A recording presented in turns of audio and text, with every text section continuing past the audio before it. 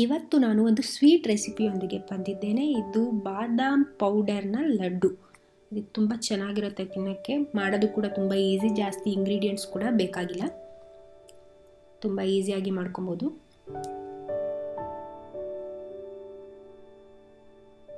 ಬನ್ನಿ ನೋಡೋಣ ಹೇಗೆ ಮಾಡೋದು ಅಂತ.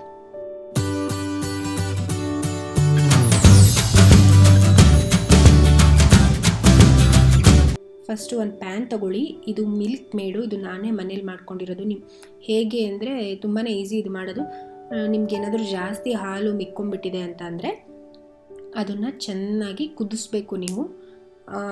ಫಾರ್ ಎಕ್ಸಾಂಪಲ್ 1 ಲೀಟರ್ ಹಾಲು ಇತ್ತು ಅಂದರೆ ಅದು ಅರ್ಧ ಲೀಟ್ರ್ ಬರೋ ತನಕ ಕುದಿಸ್ಕೊಳ್ಳಿ ಚೆನ್ನಾಗಿ. ಆವಾಗ ಈ ಕನ್ಸಿಸ್ಟೆನ್ಸಿ ಬರುತ್ತೆ. ಅದೇ ಮಿಲ್ಕ್ ಮೇಡು, ನೀವು ಈಸಿಯಾಗಿ ಮನೇಲಿ ಮಾಡ್ಕೊಬೋದು. ಇಲ್ಲ ಅಂದರೆ ನೀವು ಅಂಗಡಿಯಿಂದ ತಂದುಬಿಟ್ಟು ಕೂಡ ಯೂಸ್ ಮಾಡ್ಬೋದು. ಟೇಸ್ಟ್ ಏನೂ ಡಿಫ್ರೆನ್ಸ್ ಇರಲ್ಲ. ಮಿಲ್ಕ್ ಮೇಡ್ ಹಾಕಿದ್ಮೇಲೆ ಚೆನ್ನಾಗಿ ಕುದಿಸಿ ನೋಡಿ, ಈ ಥರ ಕುದಿ ಬರಬೇಕು ಒಂದ್ಸಲ.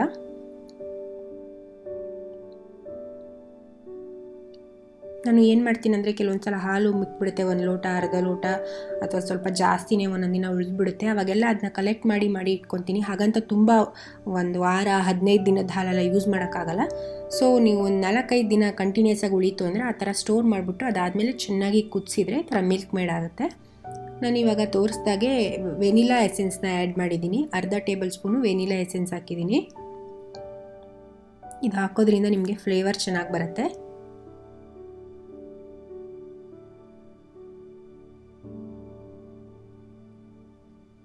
ಇವಾಗ ನಾನು ಬಾದಾಮ್ ಮಿಲ್ಕ್ ಪೌಡರ್ನ ಯೂಸ್ ಮಾಡ್ತಾಯಿದ್ದೀನಿ. 200 ಗ್ರಾಮ್ ಯೂಸ್ ಮಾಡ್ತಾಯಿದ್ದೀನಿ.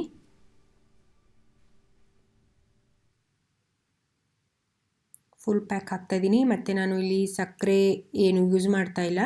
ಈ ಬಾದಾಮ್ ಪೌಡರಲ್ಲೇ ಸ್ವೀಟ್ನೆಸ್ ಇರುತ್ತೆ, ಸೊ ಅದು ಅಲ್ಲಿಗೆ ಕರೆಕ್ಟ್ ಆಗುತ್ತೆ.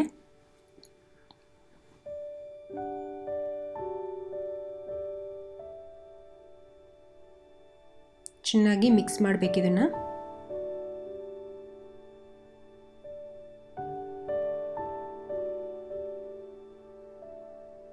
ಜಾಸ್ತಿ ಏನು ಟೈಮ್ ತೊಗೊಳ್ಳಲ್ಲ ಇದು, ತುಂಬ ಬೇಗನೆ ಆಗಿಬಿಡುತ್ತೆ. ಒಂದು ಮ್ಯಾಕ್ಸಿಮಮ್ ಅಂದರೆ 20 ಮಿನಿಟ್ಸಲ್ಲಿ ಇದು ರೆಡಿ ಆಗಿಬಿಡುತ್ತೆ. ಇಲ್ಲಿ ತುಪ್ಪ ಏನು ಯೂಸ್ ಮಾಡಲ್ಲ, ಸೊ ಅದೆಲ್ಲ ಏನೂ ಬೇಕಾಗಲ್ಲ. ಈಸಿಯಾಗಿ ಮಾಡ್ಕೊಬೋದು ರೆಸಿಪಿ. ಆದರೆ ಇದನ್ನು ಚೆನ್ನಾಗಿ ಈ ಥರ ಮಿಕ್ಸ್ ಮಾಡ್ತಾನೆ ಇರಬೇಕು. ನೀವು ಹಾಗೆ ಬಿಟ್ಬಿಟ್ರಿ ಅಂದರೆ ಅದು ತಳದಲ್ಲಿ ಹಿಡ್ಕೊಂಡ್ಬಿಡುತ್ತೆ. ಅದಕ್ಕೋಸ್ಕರ ನೀವು ಈ ಥರ ಕೈ ಆಡಿಸ್ತಾನೇ ಇರಬೇಕಾಗುತ್ತೆ.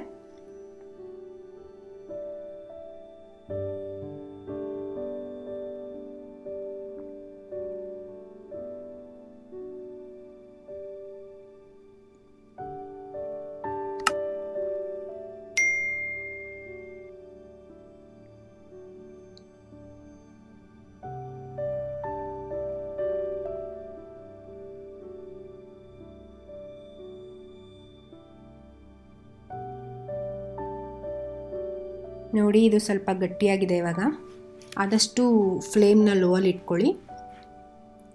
ನೋಡಿ, ಇಷ್ಟಿದು ಥಿಕ್ನೆಸ್ ಬಂದಮೇಲಂತೂ ನೀವು ಕೈ ಆಡಿಸ್ತಾನೇ ಇರಬೇಕು, ಬಿಡಲೇಬಾರ್ದು. ಯಾಕಂದರೆ ಅದು ತಳ ಹಿಡ್ಕೊಂಡ್ಬಿಡುತ್ತೆ, ನಾನು ಆಗಲೇ ಹೇಳಿದಾಗೆ.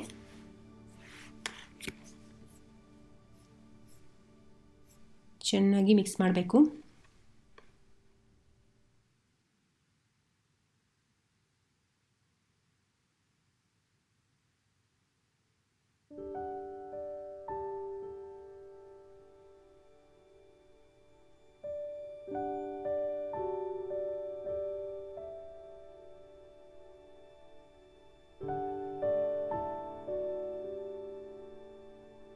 ಇದರಲ್ಲಿ ಈ ಬಾದಾಮ್ ಪೌಡ್ರಲ್ಲಿ ಆಲ್ರೆಡಿ ಡ್ರೈ ಫ್ರೂಟ್ಸ್ ಎಲ್ಲ ಇರುತ್ತೆ, ಅದಕ್ಕೆ ನಾನು ಎಕ್ಸ್ಟ್ರಾ ಮತ್ತೆ ಹಾಕ್ಕೊಳಕ್ಕೆ ಹೋಗ್ತಾ ಇಲ್ಲ. ಮೇಲೆ ಸ್ವಲ್ಪ ಡೆಕೋರೇಷನ್ಗೋಸ್ಕರ ಯೂಸ್ ಮಾಡ್ತೀನಿ ಅಷ್ಟೇ ಲಾಸ್ಟಲ್ಲಿ. ನೋಡಿ, ಇದು ದಪ್ಪ ಆಗ್ತಾ ಇದೆ, ಸೈಡೆಲ್ಲ ಬಿಟ್ಕೊತಾ ಇದೆ.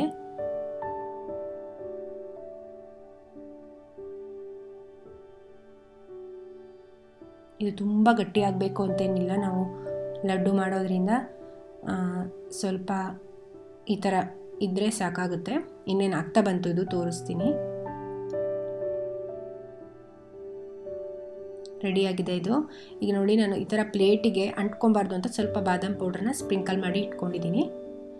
ಪ್ಲೇಟಿಗೆ ಯಾಕೆ ಹಾಕ್ತಿದ್ದೀನಿ ಅಂದರೆ ಸ್ವಲ್ಪ ಬೇಗ ಇದು ಕೂಲ್ ಆಗುತ್ತೆ, ಆವಾಗ ನಾವು ಈಸಿಯಾಗಿ ಇದನ್ನು ಲಡ್ಡು ಥರ ಬಾಲ್ ಶೇಪಲ್ಲಿ ಮಾಡ್ಕೊಬೋದು. ಅದಕ್ಕೆ ನಾನು ಪ್ಲೇಟಿಗೆ ಹಾಕಿದೆ.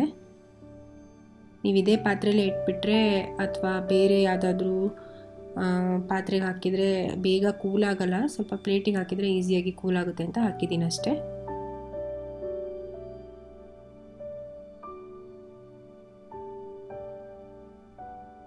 ಇದನ್ನು ಒಂದು ಅರ್ಧ ಗಂಟೆಯಿಂದ ಒಂದು 40 ನಿಮಿಷದವರೆಗೆ ಹೀಗೆ ಬಿಟ್ಟರೆ ಬೇಗ ತಣ್ಣಗಾಗುತ್ತೆ, ಈಸಿಯಾಗಿ ನಾವು ಉಂಡೆಗಳನ್ನು ಮಾಡ್ಕೊಬೋದು.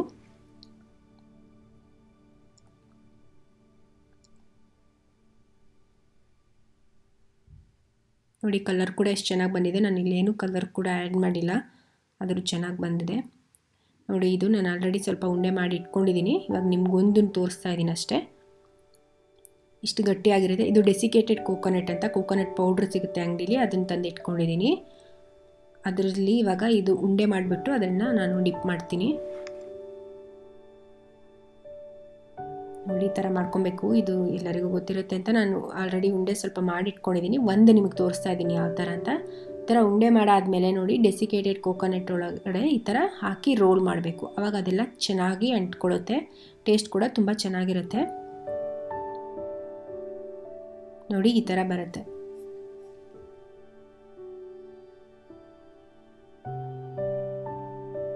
ಇದು ನೋಡೋದಕ್ಕೆ ಒಂಥರ ಯಮ್ಮಿ ಅನಿಸ್ತಾ ಇರುತ್ತೆ, ತುಂಬ ಚೆನ್ನಾಗಿರುತ್ತೆ. ನೋಡಿ ಎಲ್ಲದನ್ನು ನಾನು ಇವಾಗ ಮಾಡಿ ಇಟ್ಟಿದ್ದೀನಿ ಲಡ್ಡು ಥರ.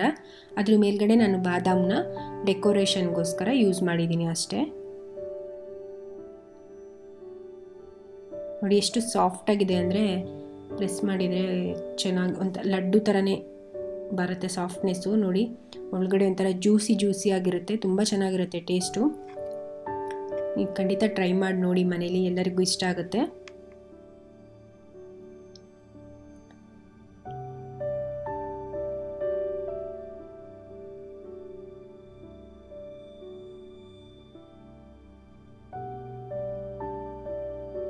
ಡೆಸಿಕೇಟೆಡ್ ಕೋಕೋನಟ್ ಹಾಕೋದ್ರಿಂದ ನಿಮಗೆ ತುಂಬ ಅದ್ರ ಲುಕ್ಕು ಕೂಡ ತುಂಬ ಚೆನ್ನಾಗಿರುತ್ತೆ, ನೋಡೋಕ್ಕೆ ಚೆನ್ನಾಗಿ ಅನಿಸುತ್ತೆ.